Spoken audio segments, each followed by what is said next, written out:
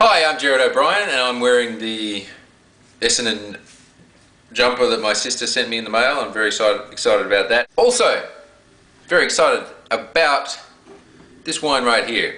It is the Bedrock Wine Company Red Wine 2008.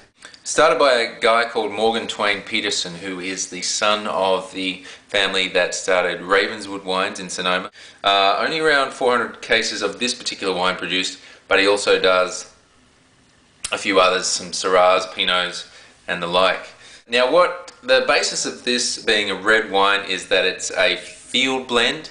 Now this is something that's going back, say, 20 years or more. It was quite a normal thing for a vineyard to be planted with many different varieties.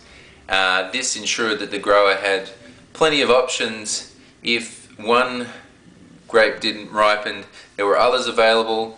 You mix them together, you still get a decent wine with different levels of ripeness. Actually adds a little character to the wine as well. And obviously different grapes have different flavors that add layers to the blend, and this is what's happened here. And even in wines that are released these days, say you buy a bottle of Cabernet Sauvignon from the Napa Valley, well, it only actually has to be 85% Cabernet Sauvignon, so the rest of it might be Merlot or Petit Verdot to add extra character, to fill in the holes that sometimes just having one wine creates, well, one grape in the wine creates. And that's something that's not always expressed to the consumer.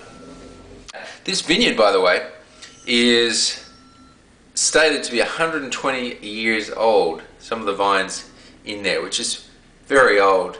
And you can see by the drawing of the gnarly old vines that the Bedrock vineyard must have some of these old twisted Zinfandel vines in there. Well, let's have a look at the colour. Super dark and concentrated purple, opaque, you can't see through it, and that comes from those really old concentrated berries. Once a vine gets really old, it only puts out a few bunches and of these really super concentrated, really flavorful berries, and it smells like cherry cola, black spice, pepper. I'd like to see more of this approach towards wine, where it's less of a marketing game. Everyone's just trying to sell Cabernet Sauvignon because Cabernet Sauvignon sells, or everyone's just trying to sell Pinot Noir and ripping out their vineyards and planting Pinot Noir instead of Merlot and stuff like that, where they should be just trying to make the best wine that spot, that place in the world makes. And I think this is a good example of that.